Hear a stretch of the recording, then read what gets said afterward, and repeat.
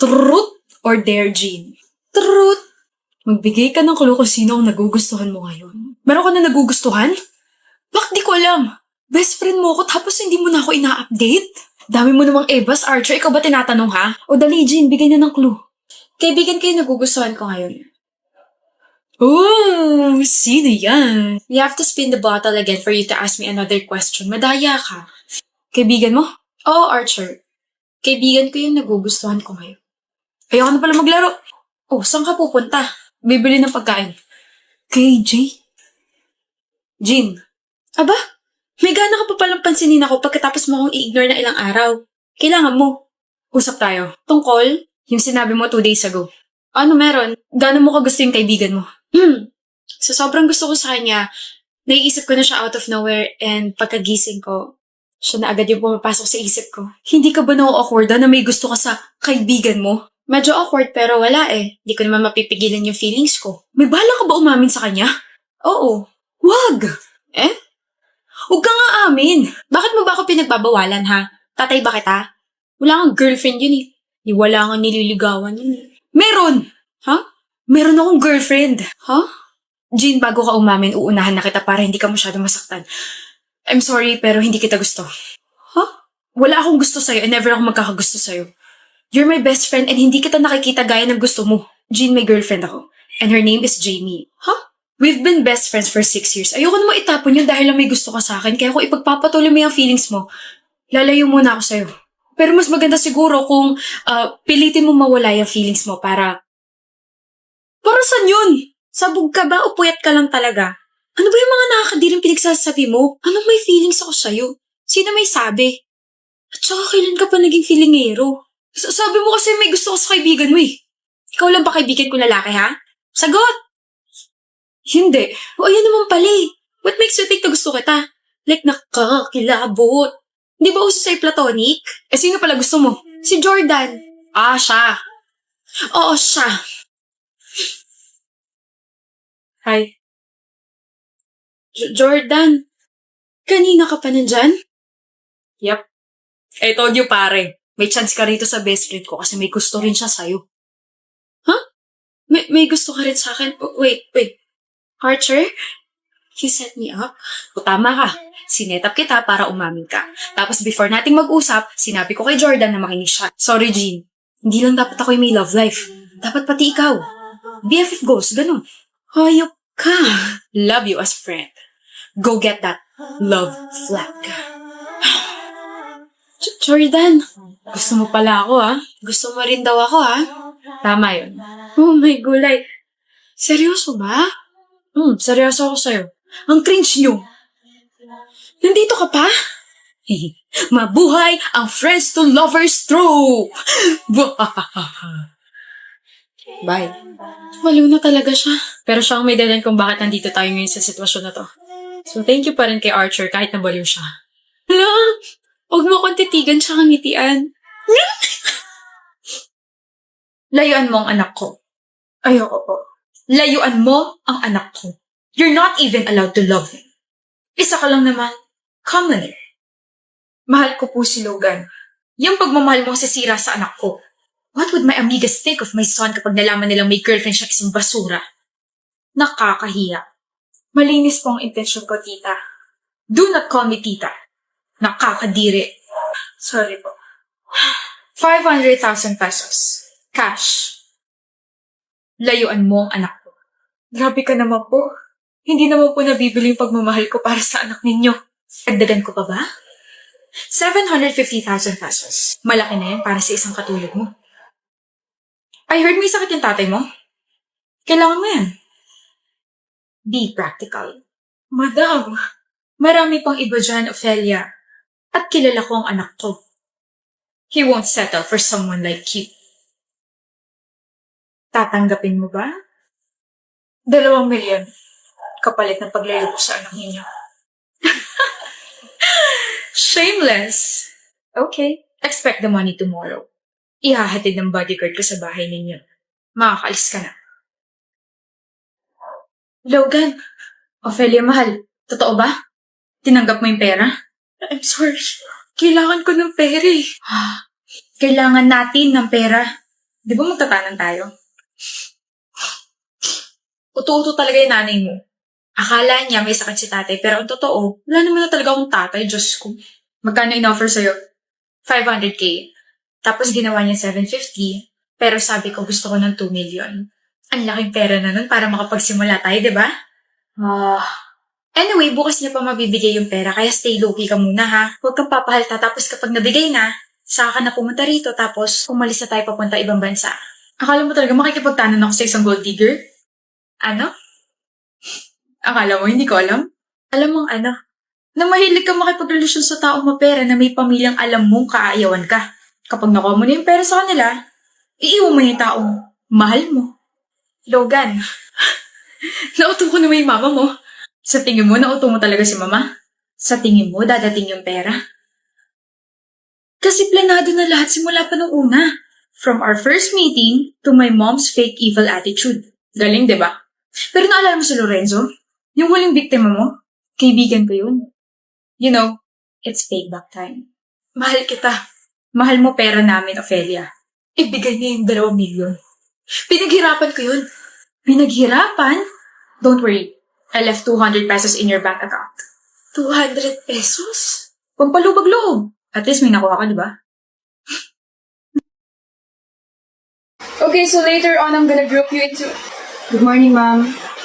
Yes? May I excuse Ellie Natividad? Boyfriend mo?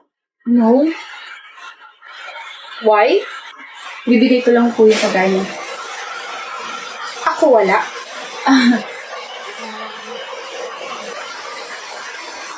Just kidding. Miss Natividad, tawag ka ng boyfriend mo. Ma'am, hindi ko po siya boyfriend. Oh, manliligaw? Yes po. I am her sweetheart. Oh, how sweet. Go on. Hey, Hi. here. Thank you, Tom. That's your favorite. Ma'am, hindi ka magsasana all? No. Faster, Miss Natividad, may i-discuss pa ako. Yes, ma'am. Call me, okay? Thank you, ma'am. You're welcome. Bye. Bye. Mga kabataan nga naman ngayon. Gusto mo raw ako, Faith? Jover, kanino mo nalaman yan? Narinig ko sa mga block page natin. So, gusto mo talaga ako? Oo, hindi ba pwede? May girlfriend ka ba? Wala akong girlfriend pero I'm not yet healed, so I don't want to commit sa isang bagay ko alam ko hindi pa ako po. It's fine. Maghihintay ako hanggat kaya ko. I mean, I waited for us to have a conversation for like a year. Ano ba naman yung maghintay ulit ako, diba? Na mag-heal ka from your ex. I don't want you to expect anything. Malinaw sa akin ang lahat, Jover. Thank you for being honest. I really appreciate it. Okay. Akala ko ba may something na sa inyo ni Jover, Faith? Nakita kayo magkausap last week o bakit hindi na kayo nagpapansinan? Hindi pa siya nakaka-move on sa ex niya kaya mas maganda if wag niyo na lang kami asarin kasi baka uncomfy siya eh. Eh, what if wala ka talagang tiyan? Eh di wala. Pangit naman kung ipapressure ko siya, di ba? Faith. Oh, bakit, Jover? Free ka ba bukas? Bakit? Labas tayo. Picnic ganun. Picnic sounds great. Pwede ba kita sunduin? Oo. Chat ko na lang yung address ko mamaya. Okay. You're early. Jover. Oh, sorry. Excited lang. Your dress looks nice and sobrang ganda mo. Thank you. Tara na. It's been 8 months since our last conversation. Medyo weird lang sa feeling na magkasama tayo ngayon. Do you have any idea kung bakit niyaya kita ngayon? Naka-move on ka na, no? 4 months ago pa. Seryoso? Tsaka ngayon lang kita niyaya kasi gusto ko sigurado ako sa feelings ko and ayoko maguluhan ka sa akin.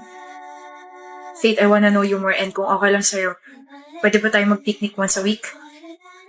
Sobrang okay sa akin yung Jover. Sinasagot na kita, Jover. Gising ka? Hindi naman ako tulog, madam. So, anong ulit yung sinasabi mo? Sinasagot na kita. Lord. Dahil dyan, let's have a picnic! Tama.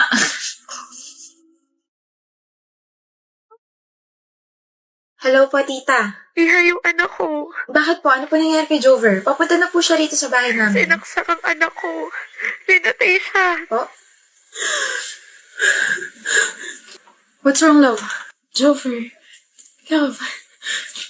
Wala. Nightmare lang. Kala ko naman kung ano nangyari sa'yo. Go back to sleep. Tatabihan kita maya-maya lang.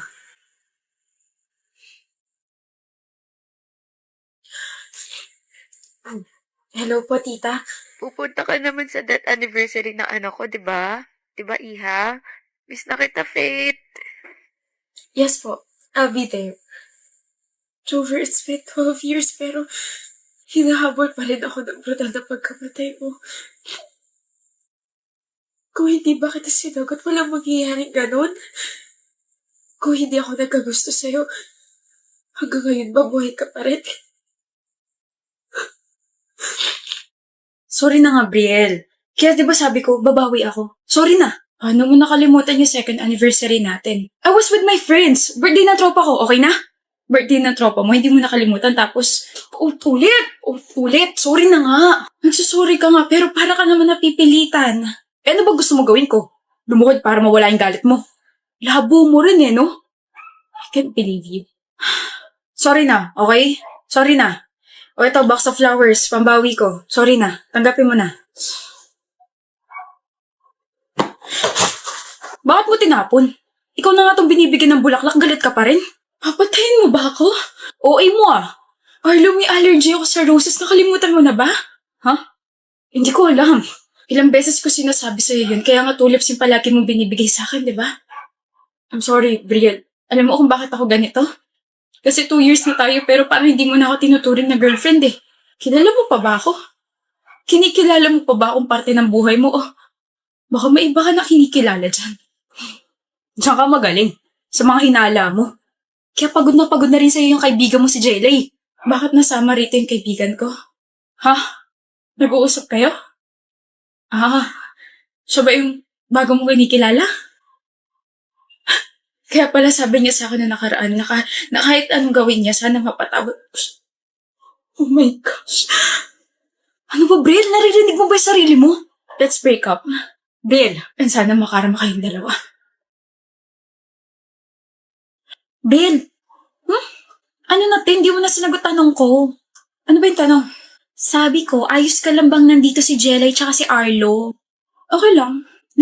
Girl, alam kong 2 years na yung nakakalipas pero the fact na pagkatapos yung mag-break ni Arlo, naging sila na ni Jelay after 1 week ay sobrang nakaka-irita. Magalit ka. Napatawad ko na sila. Pero, but I will never forget what they did to me. Okay na rin sa akin na hindi tinolerate ng families nila tsaka yung mga kaibigan nila yung ginawa nila sa akin.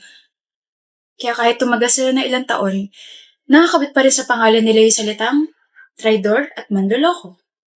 Pero okay ka ngayon. Sobrang okay. Actually, sobrang saya ko ngayon. What did I miss? Nasa healthy relationship na ako. Kanino? Sa captain ng basketball team ng school natin. Kay Ezra? Yung kinakainisan mo? Hi, my love. Hello. Balitaan ko yung ginawa nila Arlo sa'yo. Hayop na yun, kapal nilang paiyakin ka. Ikaw nga, hindi kita pinapaiyak. Tahan na, nagmumukha ka ng siopaw na nilagyan ng blush eh. Kanina ka pa nagsusulat dyan. Anong ginagawa mo? Nililista ko lahat ng mga bagay na gusto mo. Bakit? Gusto ko eh. Init. Ano yung nasa likod mo? Bulaklak? Bulaklak, may allergy ka ron. Di ka pa pwede mamatay. Marami pa akong plano kasama ka. Basket kasi to na puno ng mga paborito mo. Magpipiknik tayo rito sa school. Hindi ako naniniwala sa mga mansar anniversary na yan. Saka naniniwala? Sa rosary. Ano? Kasi your love for me is still a mystery. I love you, Ezra.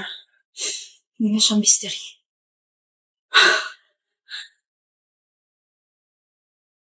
Kasilaw. Yung yung kagandahan mo. Ay, inggit. Hello? Sino may crush sa akin dito? Ligawan niyo na ako. Okay ka lang? Kita ko yung dalawa eh. Inirapan ko sila like this. Ganun. Kulit mo talaga, pero okay lang. Kung ikaw napatawad mo sila, ako hindi. Never, ever, ever. Ako na lang tignan mo, wag na sila. Kasilaw. I know. Yung noo mo, B. Visit ka.